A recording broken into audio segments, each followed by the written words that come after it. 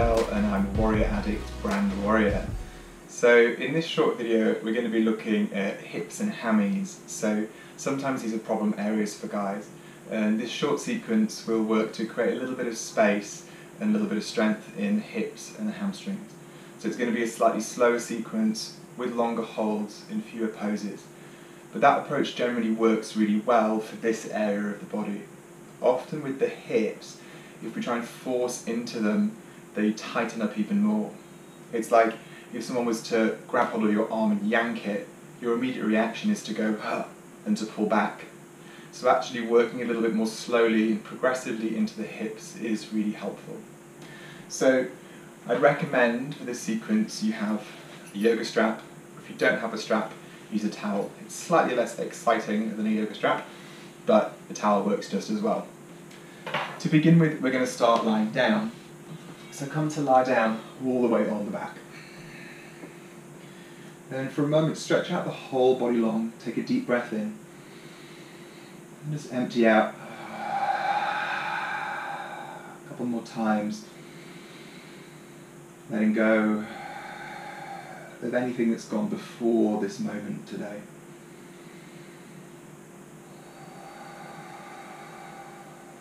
Allow the breath to be smooth and deep now. And consciously relax the muscles of the legs and the pelvis. See if you could let the legs be really heavy just for a few breaths.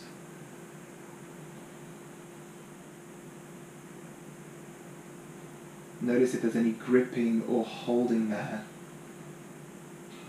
And encourage that to release.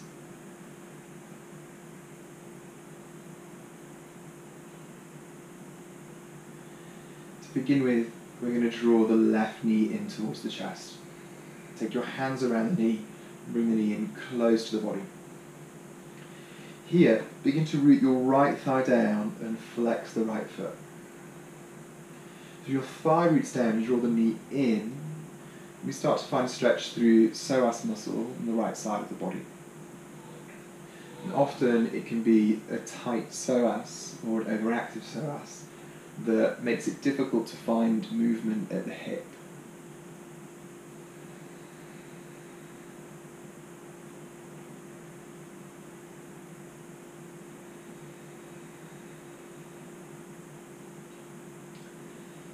And now from here, bend your right knee and place the foot down.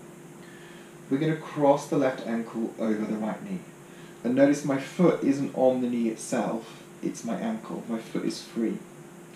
Really important, flex this foot, toes curl towards the knee. So this foot is active, that helps to stabilize the knee.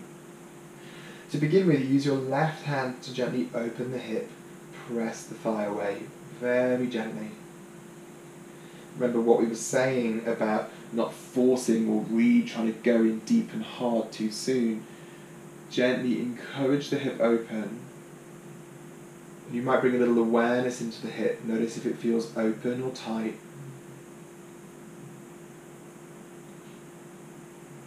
Notice if it feels gripped or whether it could relax. And then now begin to reach through behind the right thigh. Link your fingers and relax your head down. The thigh will start to draw in towards the body and the left hip will open. Check your foot is still flexed. If you have more open hips, you might bring the knee in a little bit closer. And you could even use your left elbow to gently encourage the thigh away.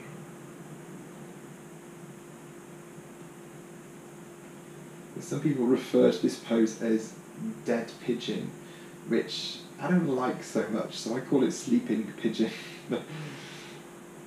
But you might recognise it's a similar feeling in your hip to pigeon pose, which is where we're going to go in a little bit.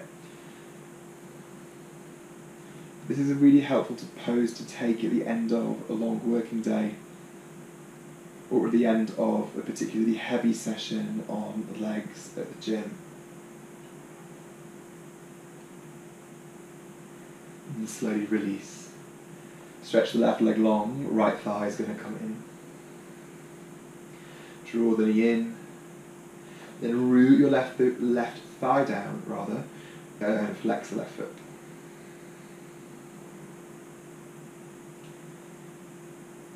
What I love about this position is that although you're finding flexibility, you're doing it in an active way because your left thigh is rooting down. So passive flexibility is maybe not so useful when we collapse or dump into the joints, but active flexibility is quite helpful. We build strength, we build range, and so we have mobility. Bend your left knee, cross the ankle over. Again, really flex the right foot and use your hand to encourage the hip open. It's really important to keep the foot flexed because it stabilizes the muscles around the knee, which means it's the hip that opens rather than the knee that twists. And now reaching through, draw the left thigh in. Slowly bring the knee in close. You could even use your right elbow to encourage the thigh away.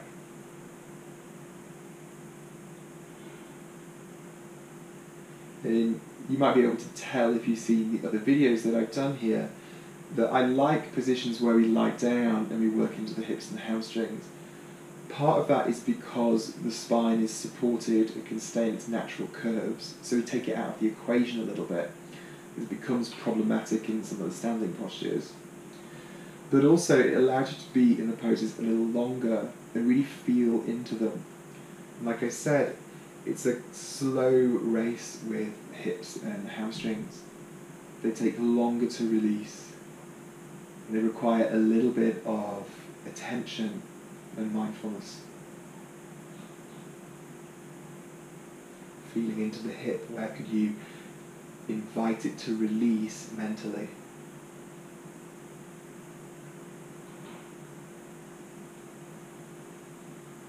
And then slowly coming out.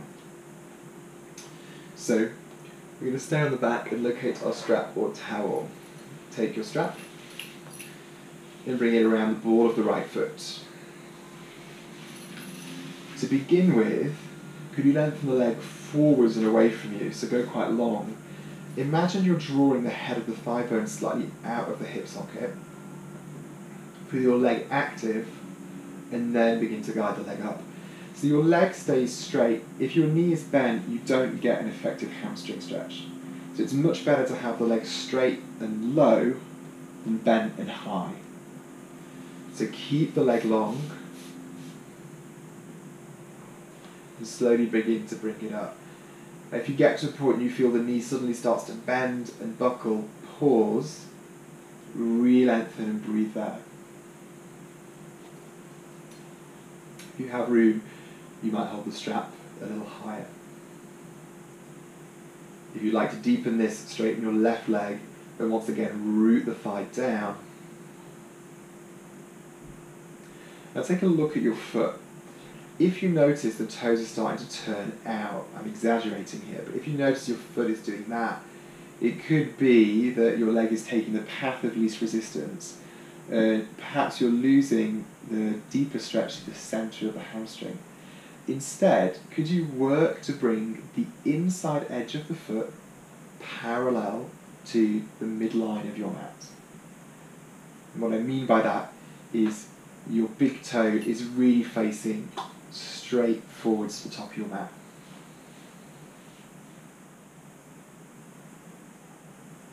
Another couple of breaths, breathing deeply. And the leg is working here, so if you were to release the strap completely, the leg wouldn't fall. You're keeping a bit of work in the hips, so again, active range.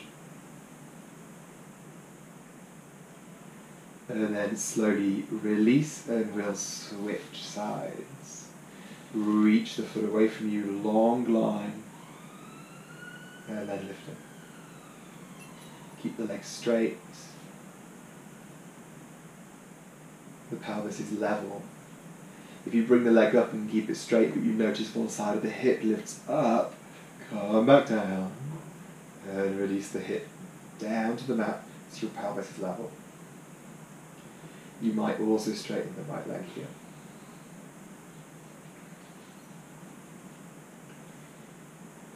And it's amazing what a slow, deep breath can do here. In these longer, more intense stretches, it's helpful to breathe deeply. We'll keep the nervous system calm, well regulated. But also allows you to be with what can sometimes be a little bit uncomfortable as we lengthen through the back of the leg. If there's pain or sharp sensation, we always come out. So if there's a little bit of that kind of bittersweet feeling of a deep stretch, maybe we can work there and breathe into it.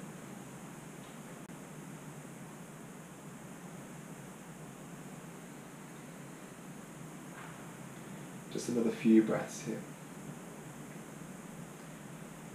This little sequence that we've just been doing is really helpful before a more flowing vinyasa class, because it prepares the hips and the hamstrings really well. So when you come into your first down dog after doing this, you'll find a lot more space. It's really helpful. For now, we're going to release and take the strap off to one side. Give the legs a little jiggle out. And then we're going to come up.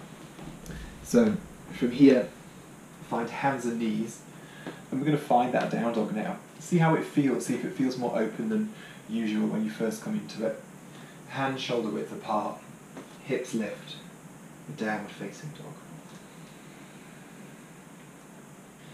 Keep the knees bent at first, so you can really lengthen the spine and allow the shoulders to open.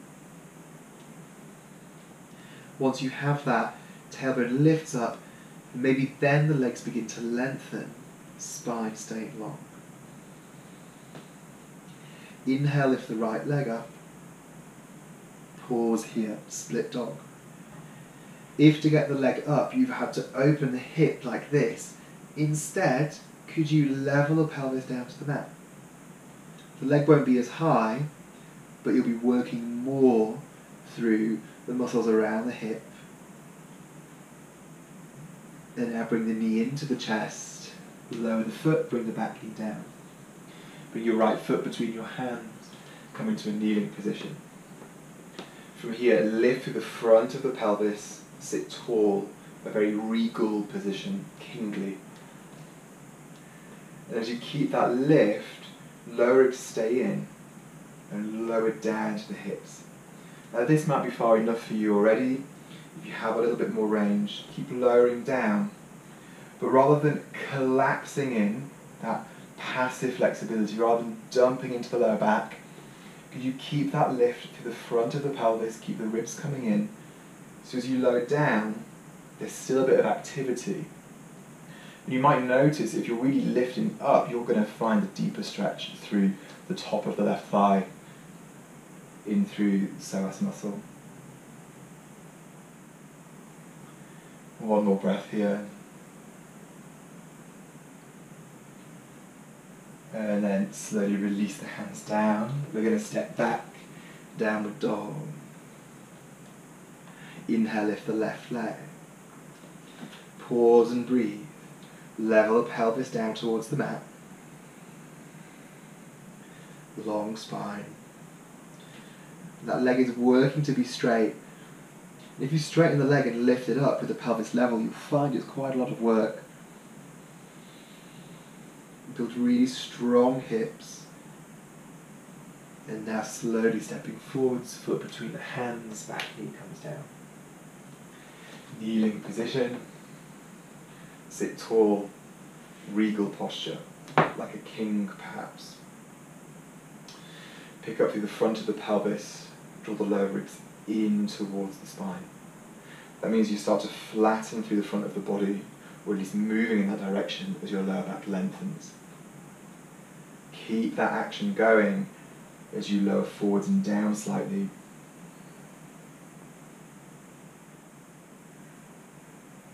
Take a few more slow, deep breaths here.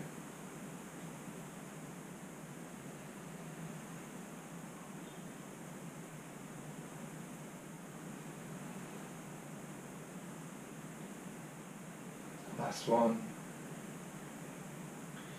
Release the hands down, step back, downward facing dog. From here, bend the knees, we're going to move into pigeon. And for pigeon, I really recommend you find a brick, actually. Forgot to mention this at the start. It's really helpful to have a brick or maybe a cushion to place under the hips when you come into pigeon. So I'll show you how to do that. We're going to start by bringing the right knee behind the right wrist. So slide your knee behind the wrist from an all-fours position. And now swivel your leg and your foot over to the other side. So you take a little pivot. You're going to use your back toes and tuck them to slowly inch your way back into pigeon. So you begin to lower down into the hip. This is a much more stable way to come in. Now, you'll notice my hip is floating. I could come into pigeon here, but actually I'm not so stable and it's hard to find length and depth. Instead, just out of reach, I'm going to bring my brick, or maybe you have a firm cushion or something to wedge under the right hip, and I'm going to wedge that underneath my right hip. You might have it this height, or you might have it a little bit lower, depending on how open your hip feels. Root your hands and begin to lift the chest. Check that the pelvis feels stable. You should feel well rooted in that right hip, either on the block or on another thing supporting you. From here, lengthen the chest, lift up, and slowly fold forwards. You might come onto the elbows, eventually resting the head down towards the hands.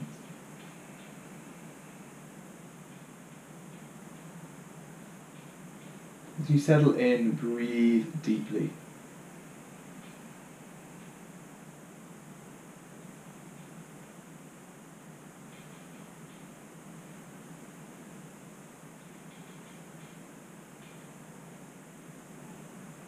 Each breath in creates a bit of expansion, creates a bit of space, and each breath out is an opportunity to soften into that new space.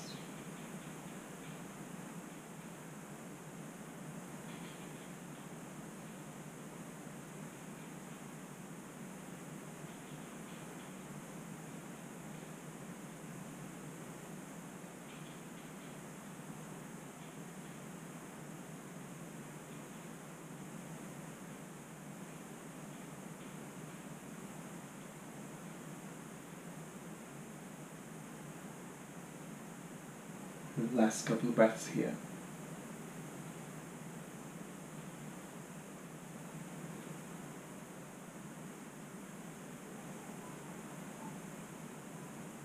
And then slowly easing your way up. Tuck your back toes and creep your way back in. Very slowly release the right leg back. Give the hip a little bit of movement. You could also come into a down dog and wiggle out the leg. We're going to take that to the second side now. So knees down, bring your left knee behind the left wrist and swivel the foot out. Traditionally you may have seen, or you may know, that often people come into pigeon from down dog, they'll bring the foot forwards like this and then they'll throw the ankle towards the wrist. Now if your hips are super open, this is fine, but most of ours aren't. So doing this actually can set up your pelvis in an uncomfortable position to come down into pigeon. So I prefer knee behind the left wrist, swivel the foot out, and then you have more control as you lower your way down. And if you find a sharp sensation or a lot of discomfort, it's easy for you to come out, reorganize, and then come back down. Use your support under the left hip, the left glute even, and then lengthen and begin to lower down towards the mat. You could be on the hands, if you have more room, elbows, and eventually forehead coming down.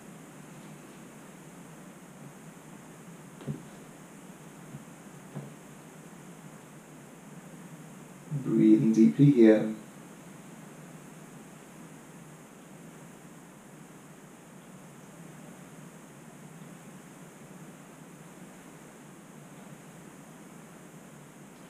If you have a lot of room, eventually even the chest can come down. You can turn your head to one side.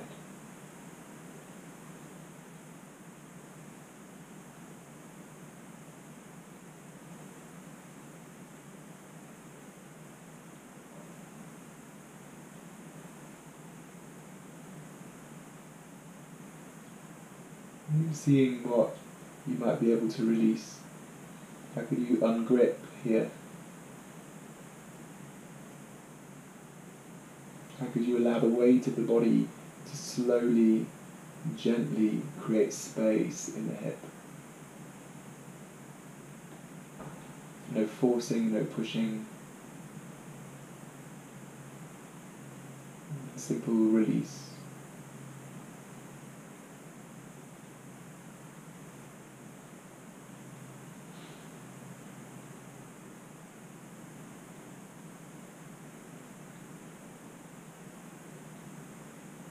And last couple of breaths here.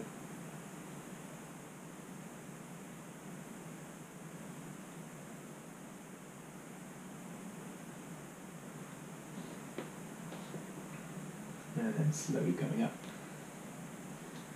Again, tuck your toes, creep back in. Give the hip a little bit of a wiggle.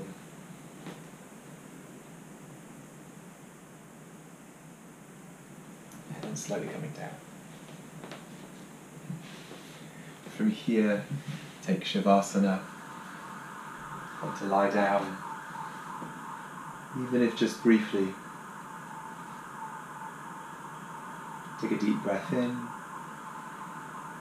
and releasing.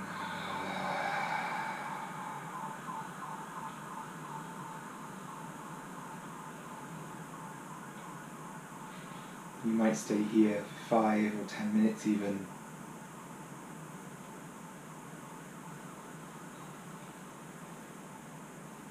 And take your time, but when you're ready, you'll come up.